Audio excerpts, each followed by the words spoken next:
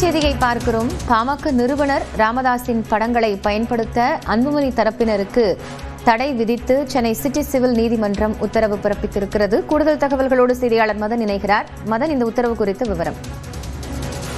பாமக நிறுவனர் டாக்டர் ராமதாஸ் தான் சென்னை 13வது உரிமை நீதிமன்றத்தில் இந்த ஒரு புதிய மனுவை தாக்கல் செய்தார். அதாவது அன்புமணி தன்னுடைய கட்சியில் நீக்கப்பட்டவர் என்றும் தனக்கும் அன்புமணி ராமதாஸுக்கும் எந்த ஒரு தொடர்பும் இல்லை தற்போது அவர் தெரிவித்திருந்தார். அதே போல சட்டவிரோதமாக அன்புமணி தன்னை தலைவர் தெரிவித்து நீதித்துறை தெரிவித்துள்ளார்.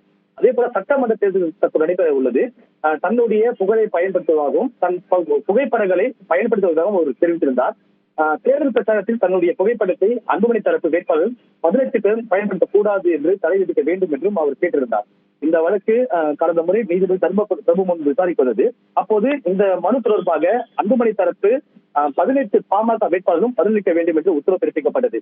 இந்த வழக்கு தான் இன்று மீண்டும் விசாரணைக்கு வந்தது. அப்போது 2 தரப்பு வாதங்களும் கேட்கப்பட்டது.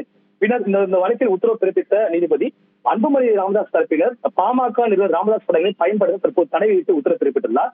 அதே போல இந்த வழக்கின் அடுத்த கட்ட விசாரணை ஜூன் 4ஆம் தேதிக்கு தள்ளி வைக்கப்படுகிறது.